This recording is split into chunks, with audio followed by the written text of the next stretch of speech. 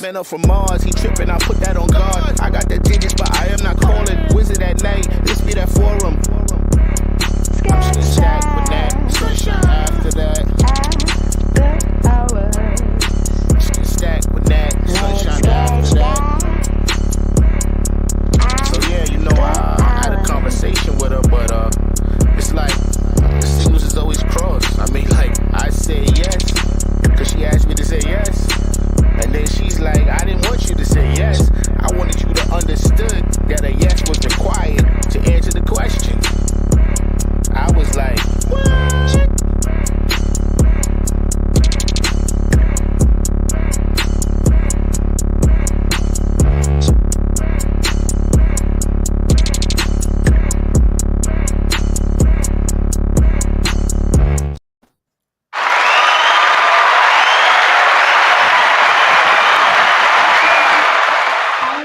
Hello. Welcome to the spot, the Stacked After Hours spot.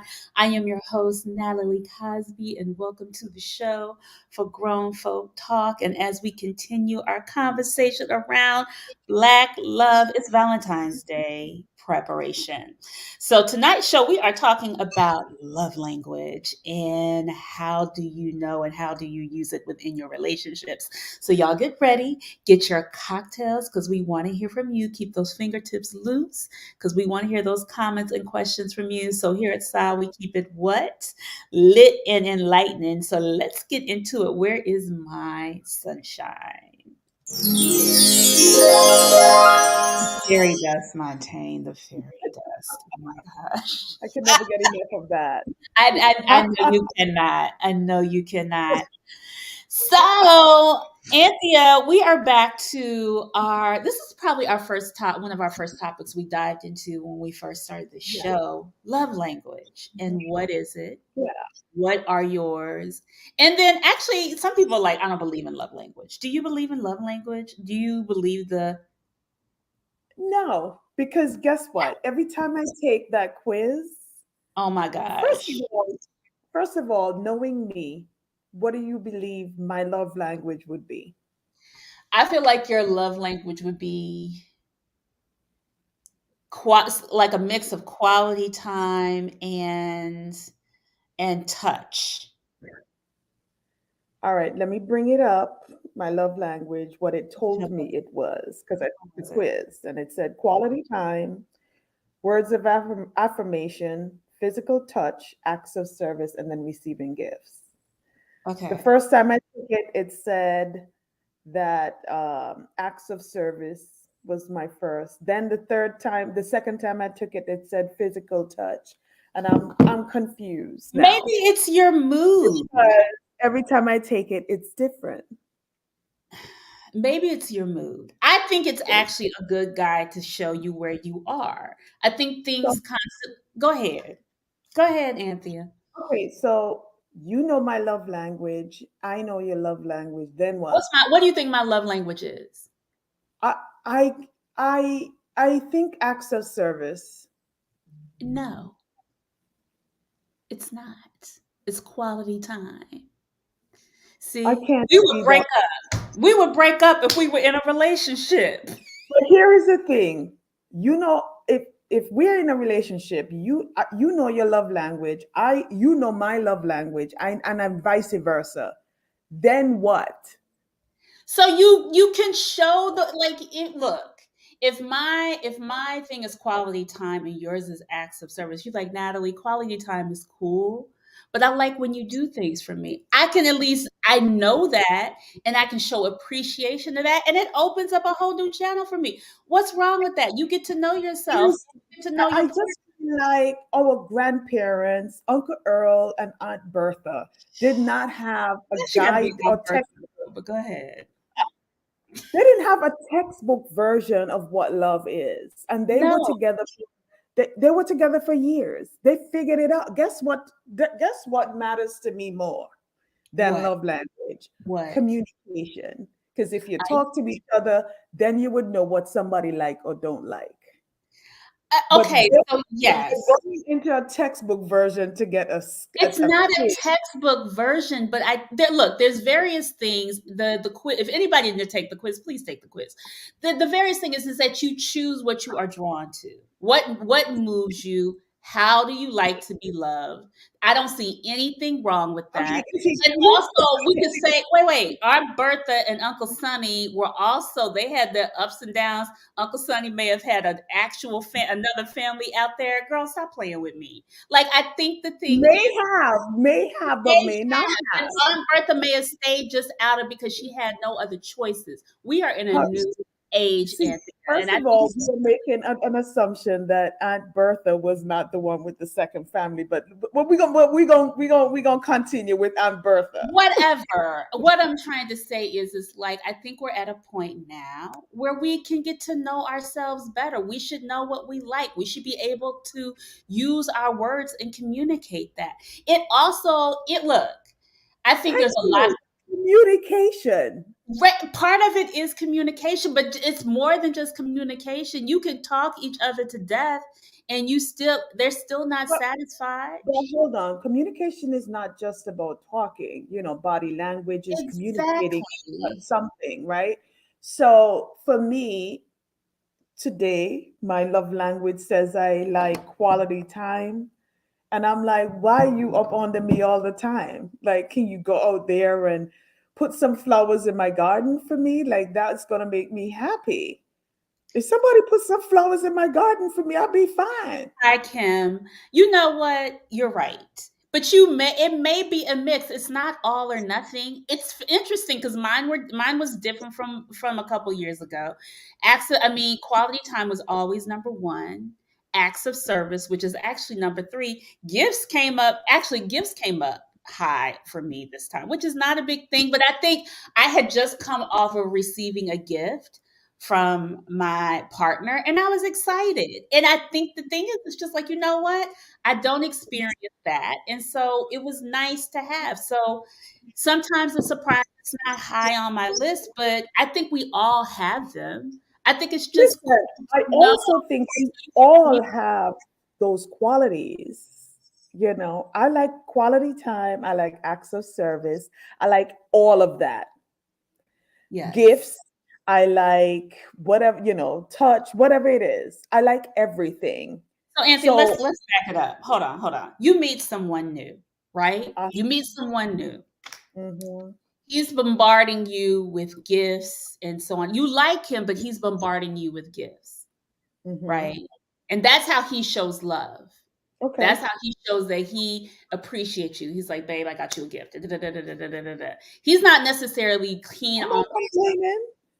I know, but the thing is, it's just like, but you know what? I want to spend time. You're always on the run. That's how I really like art. Not saying you have to stop giving gifts, but how I appreciate love is our quality time or our acts of service. Like I So let want me to ask you a see. question. So wait, okay, I'm glad. Let's go with this theory and this Go process. ahead, continue. So he's a big CEO, he travels. His Right, only way to get to, love me is to send gifts. right. Okay. He takes the love language test. I take the love language test and he realized that quality time is my love language. What he gonna do? Quit his job? No, I'm not saying that he quits his job. Quality time is not the how much time, it's the what you do in your time that you're together. Okay. All right. So So then he's we like, have you a know nice what? we have a nice When we I have a come nice home, date. hold on. I'm gonna come home. I'm gonna make an effort for us to do something that is good QT for you and for me, so we can make sure that our relationship is strong. I don't think there's anything wrong with that. There's nothing wrong with that, don't get me wrong, but I'm saying the love language theory is a textbook version of how you should love. And I feel like love should just come naturally. And Mhm. that's just my theory, man. This Okay. love language thing is really confusing to me. All I'm saying is if I'm with someone and we can't communicate or verbalize what I like or what I not like, and I have to take a test in order to figure out what you like or what I like, I'm sorry, I ain't go for it. I think it's more than a test. I think it's knowing who you are and how you If love. the whole test thing is just like for me, Let's Uncle go beyond the test. Let's move. Uncle Let's put Earl it, and you know what? Let's bring on the panel and put it into context because I think the thing is that we have some men that I think can help us shed some light on this. So let's, Montaigne, bring them in.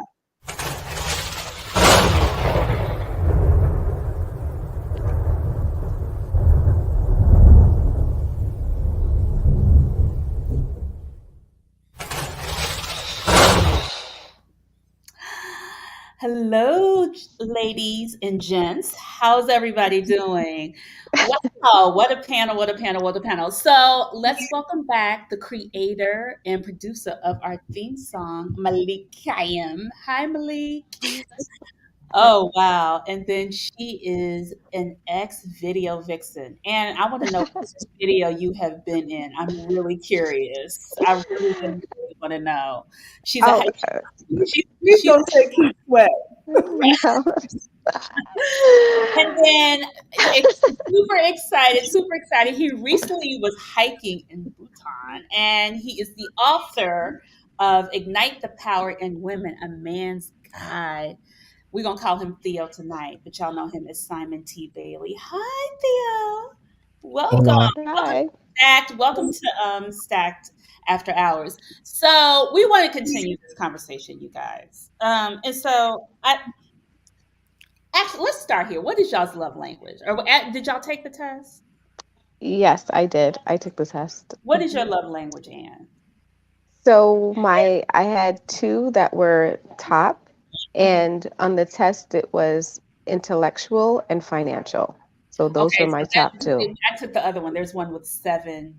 This is there's what? That was a seven. That Yeah, that that was was the a seven. seven. So Mhm. intellectual and financial. Okay, Mhm. okay, all right. And do you feel does that has that been holding true to your?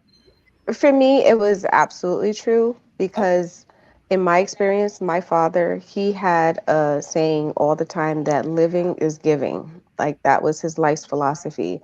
So I grew up with a lot of giving, and what was so true about the description, it wasn't so much a dollar amount, it was more of an acknowledgement.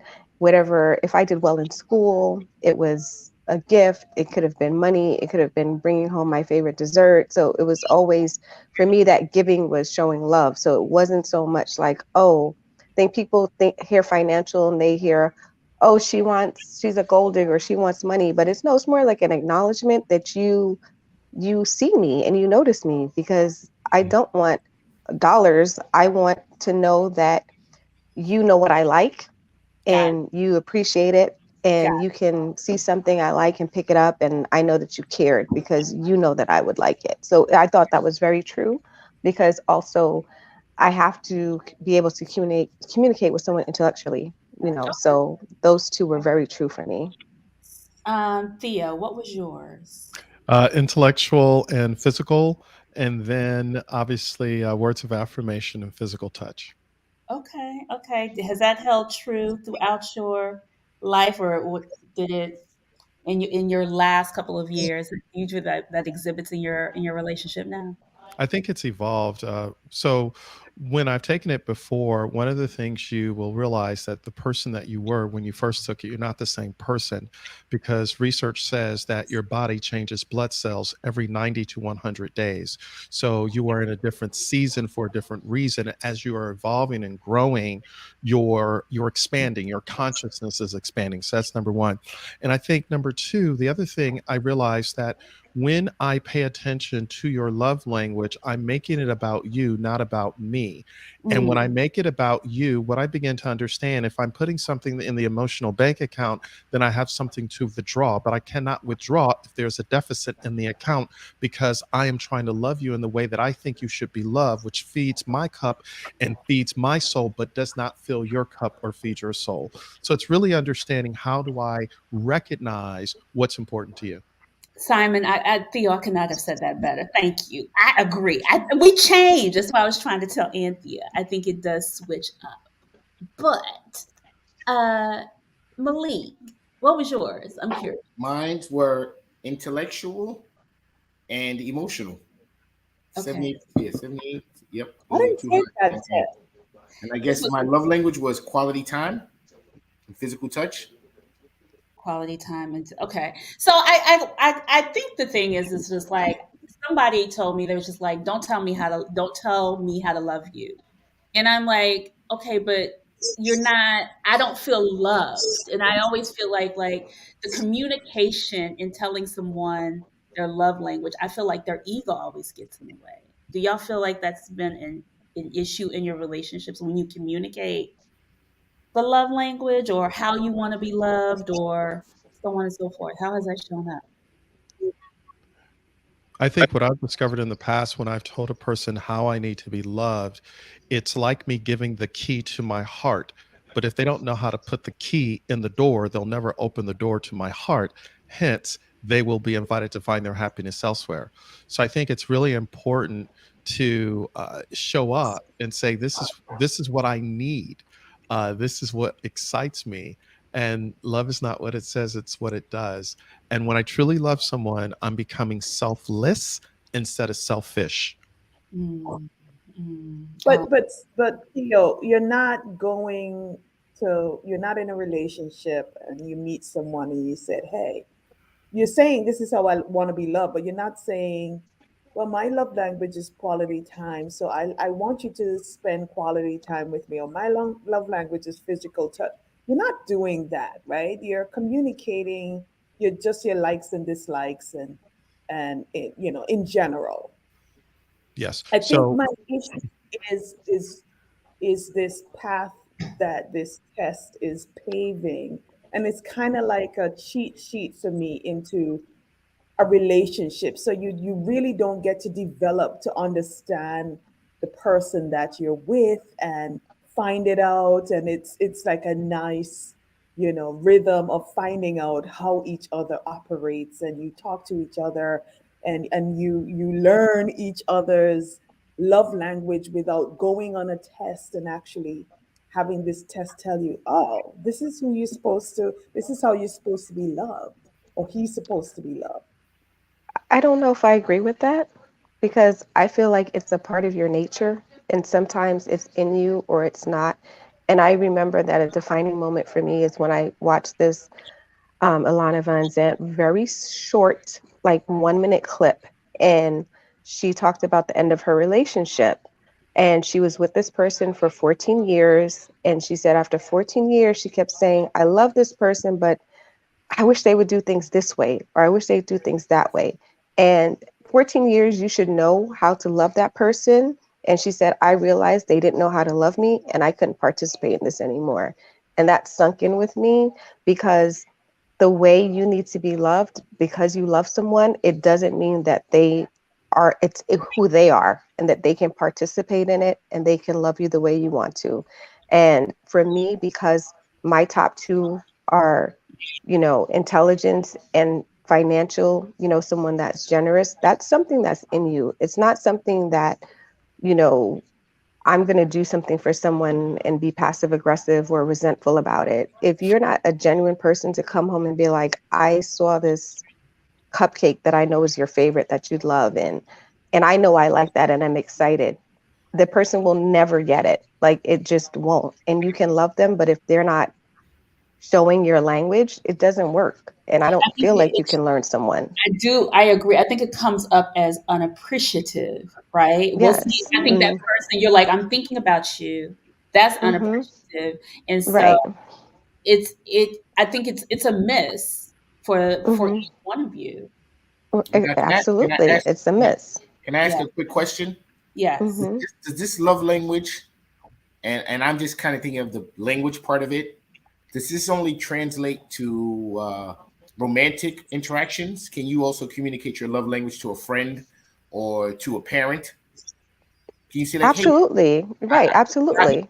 I guess Because my that's question is, since you hmm don't do that, your friendships just seem to naturally progress, and your relationships with family naturally progress without you saying, hey, mom, my love language is quality time.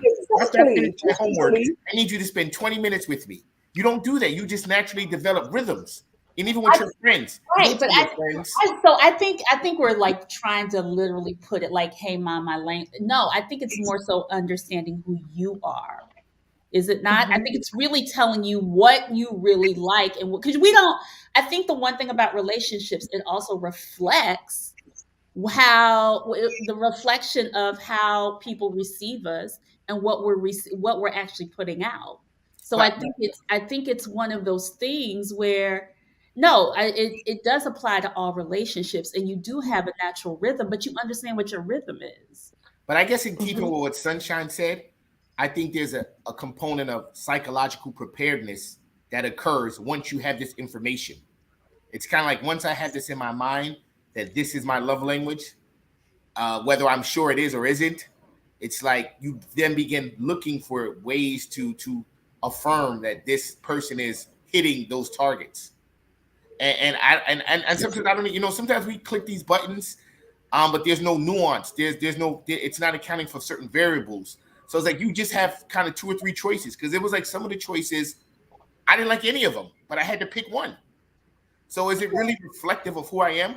Should wouldn't it be better for me to just really interact with this person and see how we engage each other? I mean, I So I think my question with that, I agree with you. I think there is a rhythm. But I think the key thing is knowing yourself. Hi, Monique. I think it's about knowing yourself. I mean, I so think about this. You have a partner. Y'all have all had partners or been in relationships, and how do you know, or what have you done to make that person feel appreciated, heard, accepted, cared for, and loved? What can you do, and how do you know what to do? I think you have to try everything. I think you have to run the gambit, and then you see what sticks well. It's like if I wake up in the morning and put gas in your car because it's cold out, and it doesn't resonate with you, the same way if I bring home flowers, if I'm in it, if I'm emotionally intelligent and spiritually available to you, I'm gonna kind of connect it. Like, okay, she doesn't really care if I do little things like make sure her car is full with gas. Or here's the thing: is if you just try to do everything for your partner, if you treat someone like you said, when you know yourself, you know how you want to be treated in life. So I believe if people tend to treat people the way they want to be treated, you would kind of hit all bases. Like my big thing is M&M peanuts. So if anybody brings me M&M peanuts, I'm on cloud nine. And it's not a big thing. It's not like, oh my God, this girl brought me like a Gucci jacket. It's just like, oh, I like these things. You've seen them around my house. You pay attention. And she's like, hey, you like these? I see that you have like 10 in the garbage. And here, you know what I mean? So I think it's just being genuine. Hmm. And you see, and I don't agree with that because I feel like it's nature versus nurture, and at the end of the day, there are things that are naturally innate to people. And someone waking up and putting gas in your car because they saw your gas was low, that goes back to my financial, like, wow, this person saw a need and they filled it. They saw my gas was low, they found it upon themselves to take the time to do that. They really care about me and they saw that need. And a lot of people, they don't have that. They might woke you up and said, hey, did you know you need a gas? Oh, stop for gas on your way to work. And you're saying to yourself, well, weren't you in the car last? So it's again, to me, it's like, it's either within you, that's your nature. And I'm not looking to force anybody to find, what appeals to me. It's either it's naturally in them and we're going to click. And if it's not, then I'm absolutely not going to participate and step away because I don't want to force anyone to do anything against their nature. So let's take it from this point of view. So think about the things that you have complained about a partner, or your partner has complained about you, and what you are not getting from them, and how did that play out for you? I'm gonna Theo, you're shaking your head. You're like, It played out for me because I got divorced. Right. Played- Absolutely. I think it played out because after 25 years of being married, we stopped cherishing each other and stopped really understanding each other's language. So she was speaking this way, I was speaking that way, and we were not on the same page. Number one. Number two, when there was nothing left in the tank, and you try to persevere, you go to counseling, you go to therapy, you do all the things that you know to do. And then when it comes down to your intimacy is really kind of taking one for the team because the therapist told you that you need to do that, right? That is so old. That dog will not hunt, right? And then I think the third thing is it's really understanding you come to a place of I'm about to be 50 and I'll be doggone if I'm going to go into my 50s not feeling cherished, seen, valued, appreciated, understood. And so you make a decision, right? And you do what you need to do. Mhm. So our love language is the like button. Yes, it is. Yeah, I mean, I, I think I was talking to my friend and she was just like, I keep telling him how I want to be loved, and he's like, don't tell me what to do. And I'm like, well, I Stop just participating. I think when somebody is telling you something about themselves and it makes you uncomfortable because you're just like, I don't want to do that. What happens? Like So Louise, go ahead. So if I tell you not to tell me what to do, I'm going to give it to you from a man's angle because I was that same guy. What Hmm. I heard, you sound just like my mother, and you're trying to tell me what to do. And it's not that you're trying to tell me what to do. I heard it through a filter of, oh, you're going to kind of control me, and I'm the man around here. And I took it totally out of Communication. context, not to understand your heart. Because whenever you connect in a relationship, there are three things that are happening. You're communicating, you're connecting, and you're caring. But you'll never get to the care if there's a disconnection in the communication because I heard what I wanted to hear. And my issue as a man, I had selective hearing instead of authentic listening. So I wasn't listening to you. Oh, you trying to tell me what to do. You don't know me like that. Like we start getting into our head and getting in our way. Right. But I think if you can't get to the caring, that means the person that's not actively listening is not caring enough to get there. And that's when I'm Exactly. like, it's Yeah. okay. That means that I can't participate in this anymore because I'm not going to force somebody to care on the level that I need them to. So Exactly. if I'm seeing that something's missing or we've had this conversation, hey, why didn't you do this? Why didn't you put gas in the car? Or why didn't you do that? And it never happens, then I have to say, okay, well, you don't care enough about me to make these things happen. So then it's not a good fit. And to that point, one more thing. There should, to build on what you just said, there should be a point where you don't have to tell grown people how to do certain things. Amen. They can take Exactly. a Amen. mental leap, read the Hmm. tea leaves, pay attention to what's going on, have some emotional intelligence to understand, oh, this is what's happening, and read between the lines. You just Hmm. get it, you figure it out. So do Hmm. Exactly. so going back to this. So what is so as Anthea said, what is the benefit in knowing your love language then? I For think the me, the love benefit language, is knowing that what you're not going to accept because you're going to constantly want to change that person. And sometimes we look for things in people that are more physical, that are more on paper, or we think this person looks good with us or on paper, and they're not meeting your needs, and they're not meeting your love So, language, and you have to let it go because it's not and right. you're telling me, so you're telling me you need to know somebody's love language to know what you're not going to accept. You don't need that. You know what you're not going Mhm. to accept Right, but before that's a what love I'm language. saying. You know within yourself what's acceptable. And sometimes we're with people for the wrong reasons. So you overlook the things you actually really need in that relationship. So that's when it's time. You have to know yourself. Yeah. And let me ask, so do you Yeah. think that people You that don't, speak the same love language should only be with each other? I, I don't- don't I think can't it's the speak for same. people. Because yeah. Yeah. here's what I'm trying to say, I guess Mm-hmm. in simplistic terms, Mm-hmm. right? If I speak English and you speak Mandarin, no matter how much I might try to learn that language, I'm still not going to have the same, what do you call it, je ne sais quoi for speaking that language as a native speaker, right? So if Mm-hmm. your love language is receiving gifts and my love language is physical touch, I may try to buy you gifts, but like Ann said, it will not be something innate to me. I might always find some, oh, she's a gold digger or she's trying to take advantage of me. You know, it might not be next. Whereas another guy who might make less money than me, he grew up in a household, he was showered with gifts and affection. And like, you know, so he would naturally do little things. So that's what I'm saying is maybe once we do know our love language, the goal is to find someone who speaks that same exact language. For me, that's the goal. Yeah, I can't be with someone that I can't relate to.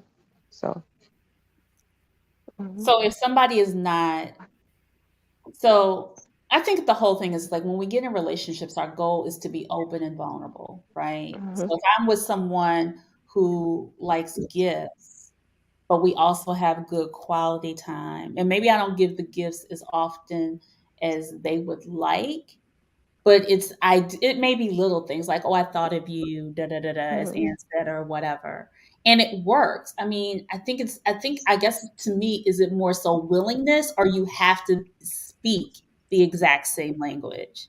Well, Kimberly in the comments said it best. Once you know the love language, you have the opportunity to speak it and understand your partner better. Kimberly, thank you for this brilliant comment. That's exactly it. And now you have to decide, do I want to meet this potential partner where they are? Do I want to? Because if you don't have the want to, you'll never get a chance to. That's true. mhm. That's That true. then But, that goes but back to what you said, Theo, Theo, can I about just caring. About caring. You have to care enough.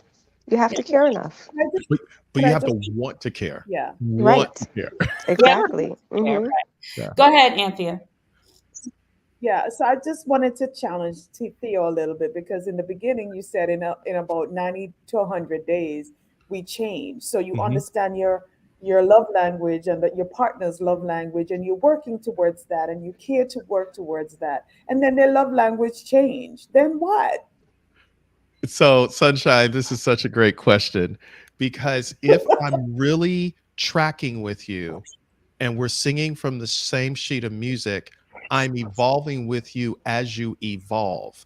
Sometimes in your Right, relationship, you can be growing to a 50 by 60 mindset, but the person that you were in relationship, they're stuck back at 8 by 10 thinking, and you've moved on. So right. that person has got to continue to grow with you and track with you, which means you have to assess. Let me just say this.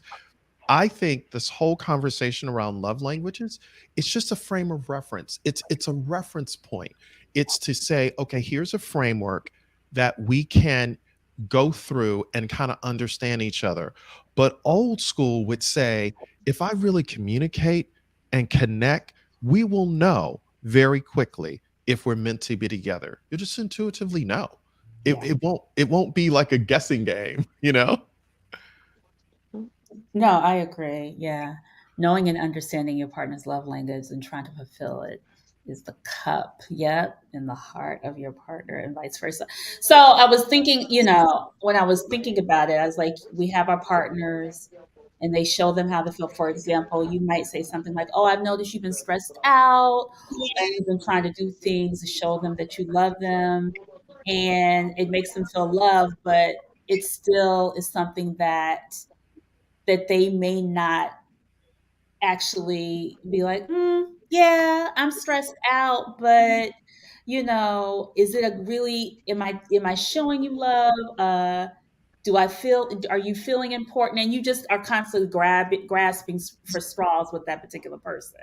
So, what are the specific elements and behaviors that is important for just love to kind of blossom in a relationship when you're trying to figure each other out? I think that's the question I'm asking. So can I just say, whatever my love language is in every 100 days, if you're gonna put gas in the car in the morning, I will be appreciative.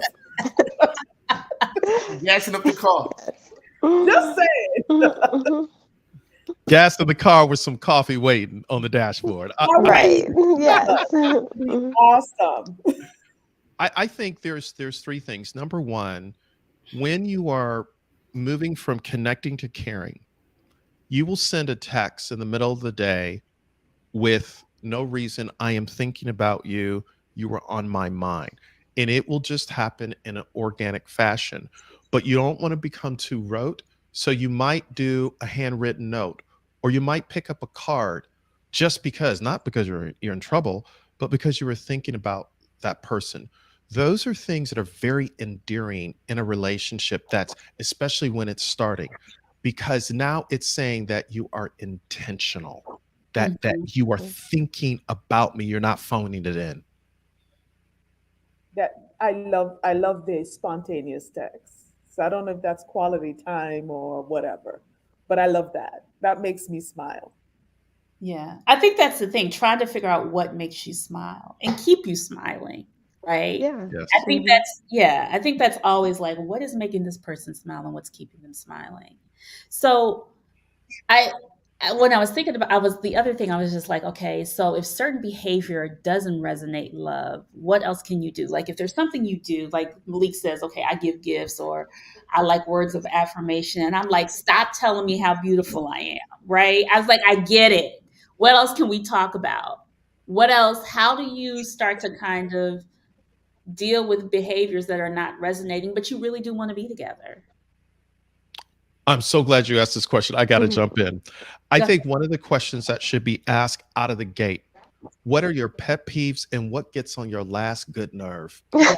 And if you put that out there early on, when that person steps into it and they're kind of like the deer in the headlights, looks like what just happened, they won't be as shocked if it was communicated up front that I don't want you to tell me how handsome I am. Like, can we move on? Like, do you have any other tools in your communication toolkit that we could you see, but tell me your pet peeves early out the gate. That is so helpful. Back to I think it's communication. is Yeah. it hard for people to communicate their pet peeves when it's brand new though? I feel like that's always like you're kind of I think playing that's a stop. great opportunity too.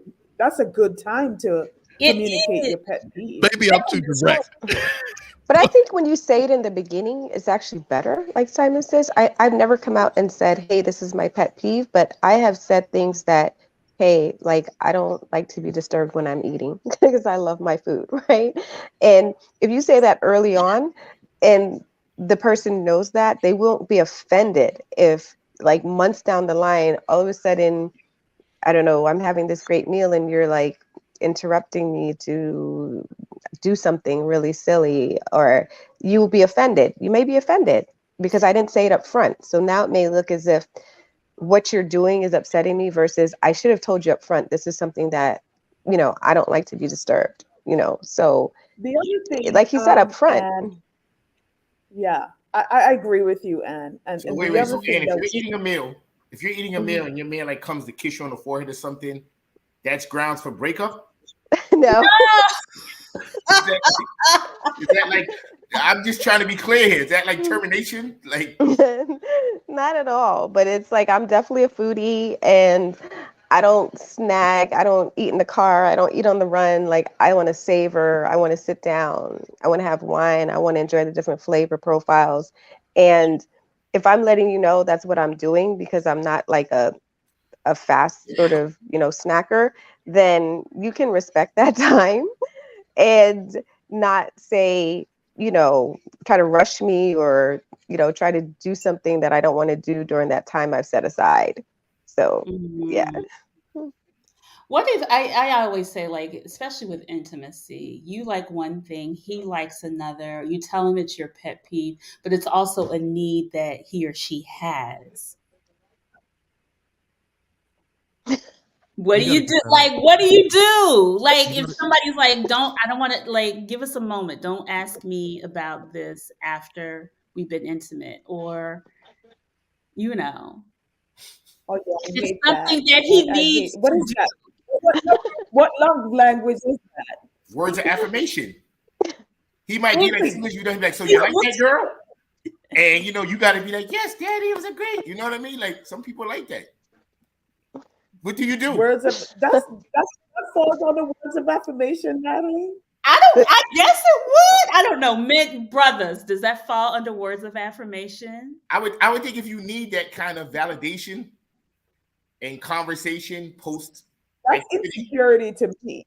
Yeah, no, it is. But see, I think a lot of love languages speaks to insecurities. Me personally, I think That's But, interesting. because I feel but like let I me feel like there's a level of trauma woven into most love because most people haven't fully healed. Yes. So when you say words of affirmation, that to me speaks to maybe you have insecurities that you need to be constantly validated. When you say like gifts, like even when like Ann mentioned gifts earlier, right? The first thing I'm thinking in my head is that, okay, I hear you telling me what your father did for you, but I'm not your father. And I will never fill the role of your father. I'm your man. I'm going to love you in a different way. So maybe your dad brought home gifts every day because, you know, a father's love for his daughter is very different than a man loving his woman. So but the gas is a gift. The gas is a great gift. No, but I'm just saying, like, is it, Malik? I don't necessarily know if that's. I think we usually, in some form or fashion, date our fathers. No, but this is what I mean. Okay, when a father or the worst form. When a father loves his daughter, right? Like the way I love my daughter. Yes. I don't look for any level of reciprocation. I 110,000% pour into my child, and I just want her to be the best version of herself she can be. But you provide and you protect for her, and that's what women want, providers and protectors. And I don't necessarily approach my dating with that same mindset. Why not? So you're not a provider and a protector then? I do want certain things back from my woman. You get what I'm saying? Maybe it's like this is what I said. Like if I take my daughter out, 100% of the time I pay. But when I date a woman in my mind, I think like, okay, we're a team. So it might be 70-30, 80-20. So it's already a difference. You get what I mean? Like it's just a No, I don't. You already told us that you take every woman out the first time to the Lion King. Stop playing. No, but I'm saying I'm talking about in terms of payment. Like, you know, when you take your child out, it's like I'm paying 100% of the time. But with a woman, I might think, okay, this is going to be an 80-20. Like I'll pay out of 10 dates, I'll pay for 8. She might pay for 2. So Kimberly said you don't want unconditional love from your partner. I think you want it, but I don't think people expect it. I think people want something. People want something in return for their love. They want to be loved back.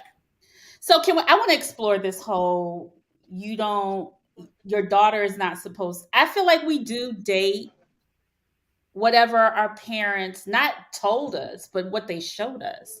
Do y'all not agree with that? And I think that kind of replicates how we move through life. If your father was he was halfway present, you'll probably end up dating a man who's possibly halfway present. I mean, I don't know. I feel that. I know that has probably been my what you grew up with is what you're accustomed to. Right. I feel like I want a provider and a protector. Yeah. And your father that's what I'd want. And that's what he was. Yes. Yeah. I mean, Simon, Theo, what do you think? So I have 4 daughters. One is a granddaughter, 3 daughters from 20 to 28. So what I recognize is how I treat their mother says everything as to how they're to be treated by a man. And that's just something that runs really deep for me, because that's where I failed in my first marriage, right? And so now what I do with my daughters, they are totally individuals, totally different. I meet them where they are. And yes, to Doc's point is I show up and I care for them 100%. But when it comes to a relationship, I like to lean into what's important to you. How can I best serve you? What turns you on? What turns you off? What lights you up? What will cause me to like hit a dead stop, right? And I think it comes back to what Sunshine said at the very beginning. It's communication. It's just coming down to, can we just communicate? Can you understand me? Can I understand you? Yeah. And it goes wherever it goes. So what happens when love gets misinterpreted for you guys? What has that looked like? How do you come back from that? How do you resolve it? Bravo, Thea, as Kimberly said.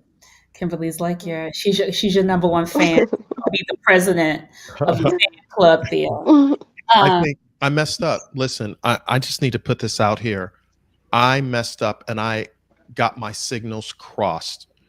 Being vulnerable, open and honest, getting it first out on the table, no projection onto her as if she was the problem. Take ownership. As a man, I would just say, you know what? I missed it. I am sorry. Can we hard stop, reset, engage again? Own it. Do you, I like that.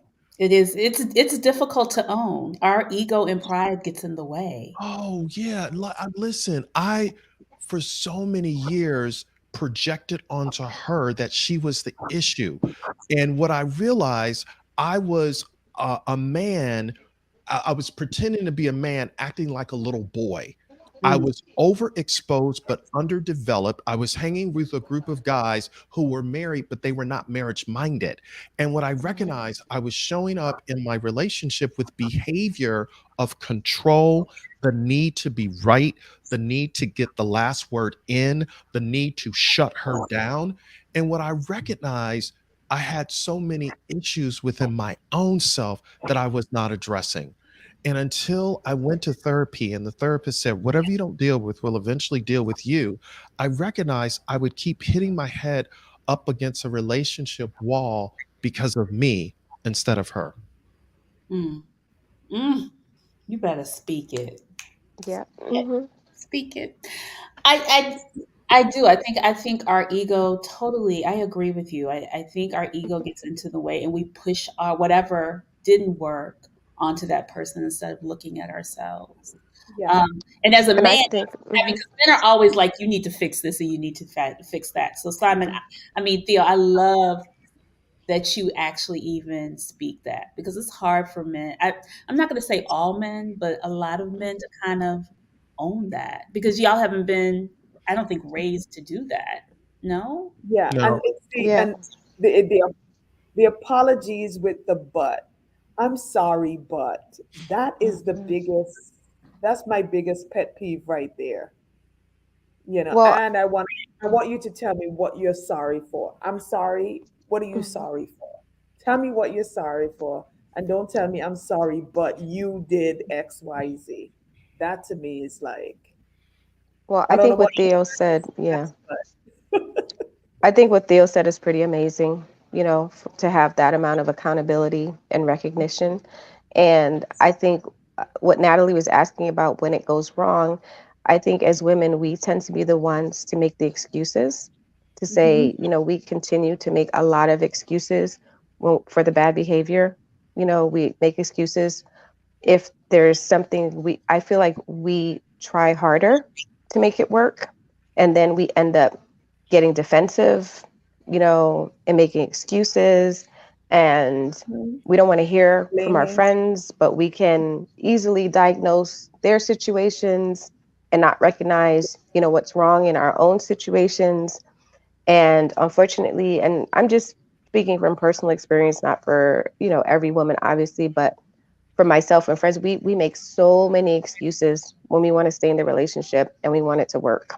And we brush a lot of things under the rug until it gets to a point, to a boiling point, when if we would have been accountable and stood up for ourselves and recognized what was going wrong, whether it was our fault or not, and stepped away, then we could have saved ourselves and maybe that other person a lot of time, energy, heartache, heartbreak, and just step away. And it's really hard because, again, we get comfortable. There's a comfort in being with the same person, even if it's not working, and you have that.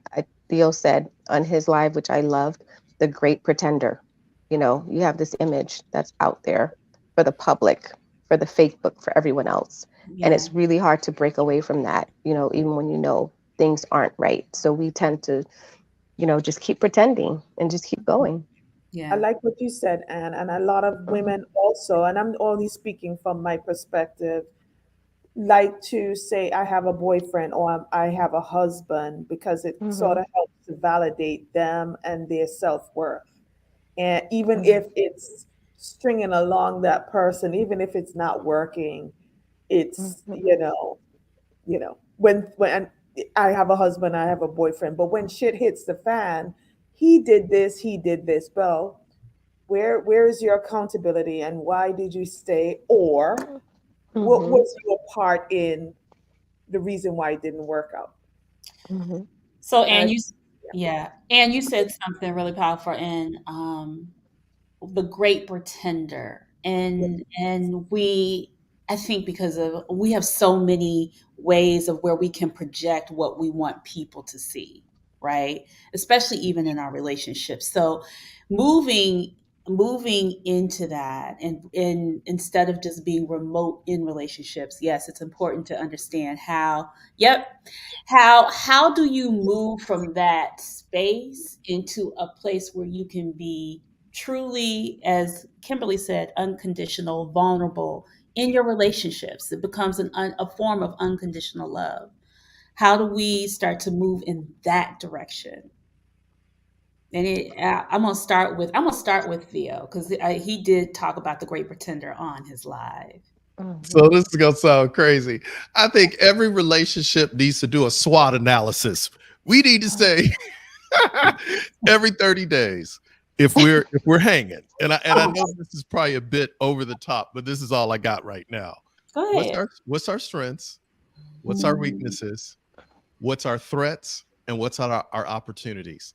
And if we do a SWOT analysis every 30 days in our relationship, then after 90 days, after a quarter, and I know it sounds very businesslike, but it's understanding, okay, we can move to the next 90 days, the next season. But if the SWOT analysis is saying that this is not working, it is better to let go. And I'm speaking for me, it is better to let go of a piece of a man because you don't have a whole man if I'm not willing to get better.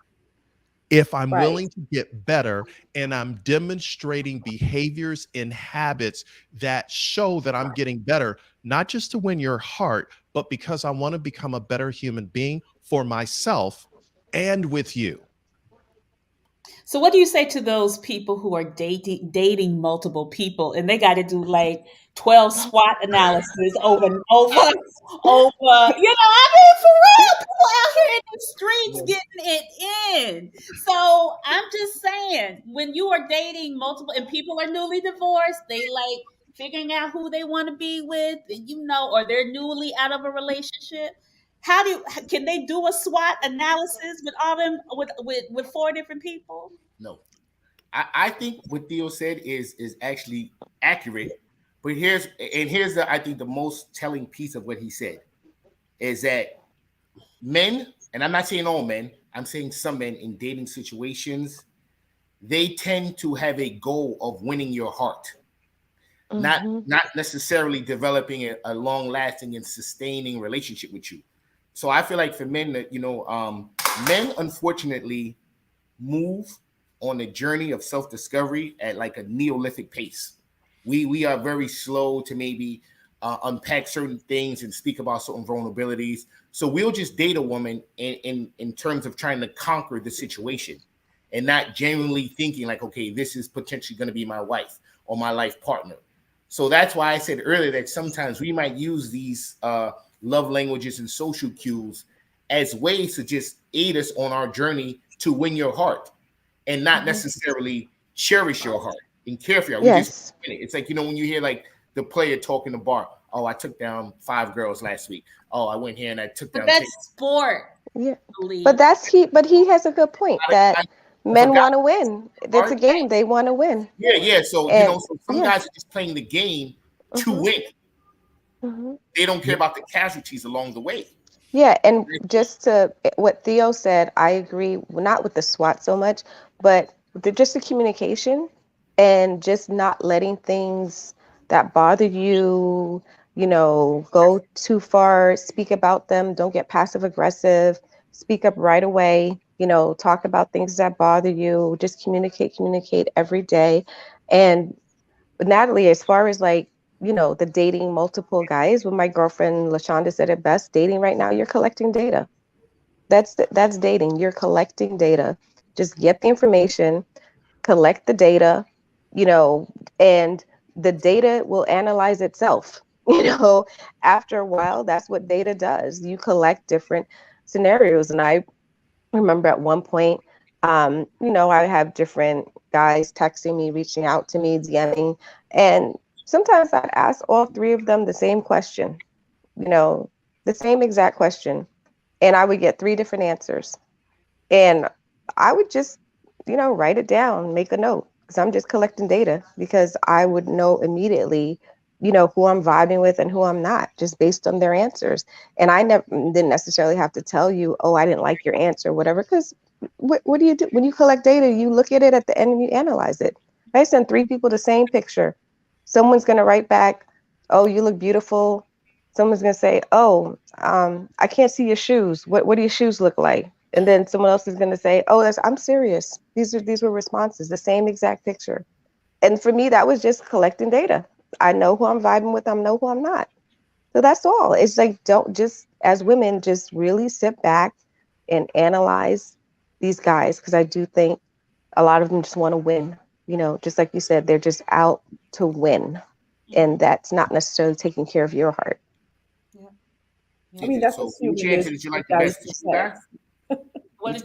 guy? Which answer won out the best? The shoe man who wanted to see your feet? No, absolutely not. That was just the wrong answer all along.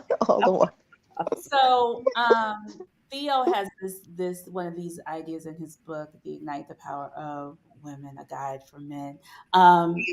We talked about this in the live, Theo, and I think this is great for this topic, the love language, the MVP, right? And it's the most vulnerable person. How does that play out? How do you get to that point? I want us to kind of really think about that, because we are talking about rebuilding Black love this month. And actually, that's what we always were doing in Stacked After Hours. But I really want to kind of expand upon that idea. And Theo, you can tell it. Go ahead. So, most vulnerable person is really coming to a place where you decide, do I want to show up as a person who wants to be better, who wants to do right by individuals, and who wants to just be honest about where they are? Now, that doesn't mean I play the victim, cry me a river, blah, blah, blah. But being the most vulnerable person is understanding that I will listen more, talk less. I will ask, not just tell. And I will lean in to say, tell me more, because it's in that vulnerability that you're discovering yourself and that person. And now, is the Black woman ready for a vulnerable Black man? That's a good question. It depends on the woman. I mean, Anne, Sunshine, Natalie, are y'all ready for a vulnerable man?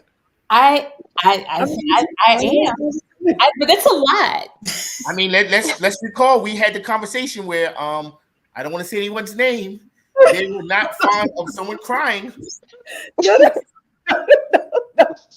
If someone was to pour their heart out and share their life traumas, someone was not fond of that. I think I was misquoted and misinterpreted. I did say I don't have a problem with a man showing vulnerability where he's supposed to, or anyone, and I said it for both men and women.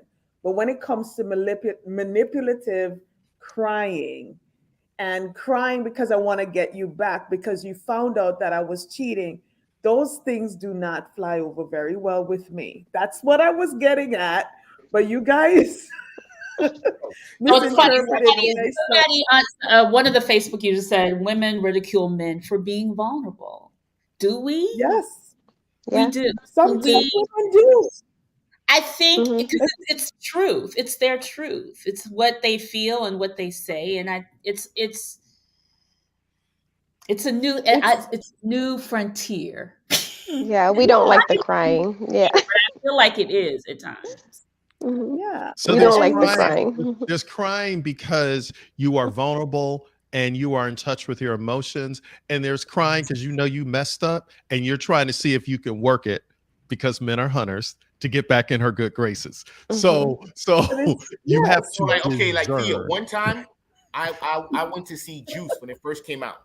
And like when Raheem got shot, I shed a tear. I was like, oh snap, they killed, like Raheem got killed by his best friend. It literally caught me off guard. This girl went back to high school and the whole school knew I was like, it went from me shedding a tear like Denzel in Glory to me blubbering in the whole theater. Like, oh, you was That's some crying over this vulnerability. bullshit. Denzel in Yeah. Glory, child. That tear is sexy. I don't care what. Exactly. Yeah. One tear is cool. And that's what That I was gave. a I good gave cry. the one That was a tear good for cry. Raheem. That was a purposeful cry. Yeah. Mhm. So I gave one tear for Raheem. She told people, oh, he was crying. I looked over, he's like wiping his face and sniffling. And I'm like, damn, like I can't show support and love for a black man that just lost his life. Yes. It's like, So women have to then, to your point, Dr. Malik, is discern and say, Mhm. okay, Joker, let me just understand what's going on here. And Right. here's the thing, and I said this before, ladies, you have a sixth sense, you have an intuition, you have an instinct. You know when we're telling the truth, and you know when we are faking the funk. You just know. Mhm. And it's using that discernment. Yeah. Well said. Somebody say, rest in peace, Raheem. Yes. Dr. Malik. that Yes. was a Dr. moment, that was a Malik. moment for our people. I think all people, men and women included, I think we want to be vulnerable. I think we want to share love and express love. But I think there are too many contradictory messages flying across. That's why I think, and it's funny they call it love language, because I feel like language is meant to be misinterpreted and misunderstood. So I feel like there's almost built in and woven into the name of it this layer that you might misunderstand and you might not get this right. And I feel like this only occurs with romantic relationships. I think you don't have this level of dissection with your job. Let's say I can't go to my job and say, this is how I want you to work with me. I either like this job or I don't like it, or I leave. So But it's like, I think it shows up. Does it not? I think it shows up in your actions, like how you perform on the job, so on and so forth. In certain There's things. also different types of learning on the job. You can learn by actually doing it, or actually sitting and reading, or you actually, So there's different types of learning as well on the job. There's I guess various. if you apply that to your dating life, you would listen to the person, pay attention. Like, Right. if you're dating someone and you're really paying attention and observant, they will show you who they are. The pretender can only last for a few weeks. Exactly. And it goes right back to communication. It is. Mhm. Dang, y'all, it's time. It goes right back to collecting that data. It's going back to collecting data and trying to become the MVP. But now, We do you are out of time. communicate This this was data? so daggone good. Oh my gosh, y'all. Ooh, this is good. I think we need a part 2. Thank you, Anne, for your first time. You were awesome. Thank you. Of course, Dr. Malik, he has graduated. We have basically given him an honorary degree. He's a And then Theo, I'll get his Theo. book. Brothers, please get his book. Sisters, get his book. I'm ecstatic that everybody was on here. Y'all rocked it out. We are going into the after party to continue this conversation. But thank you guys. Thank you again. I appreciate you, your time, your efforts, and all that you do. Yep. And we're going to talk a little bit Thank you, Natalie. about ability. Thank you guys. See you next week. Okay. Good night. Take care, everybody. Good Good night. Bye.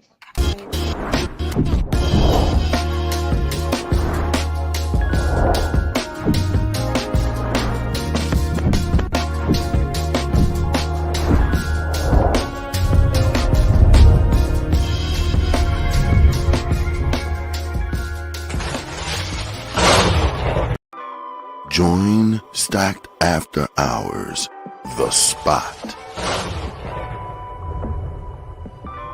where grown men and women gather to have candid, also honest discussions about the state of life, love, and more. The Spot is a hybrid of in-person and weekly virtual gatherings. Join our Facebook group and answer our daily questions. Subscribe to our YouTube for our weekly live talk shows, and join us on Zoom for our talk show after parties for lively conversations with other opinionated, grown, and sexy professionals. Just search, like, follow, and subscribe to Stack After Hours on Facebook groups and YouTube. Also like and follow our brand pages at Be Stacked Wellness on Facebook and IG. So wherever you are, at home or abroad, pull out your laptop, tablet, or smartphone and join in the conversation with the members of Stacked After Hours. The Spot by Be Stacked Wellness. See you there. As you know, and if you are new to the Stacked family, we always keep our conversations lit and enlightening.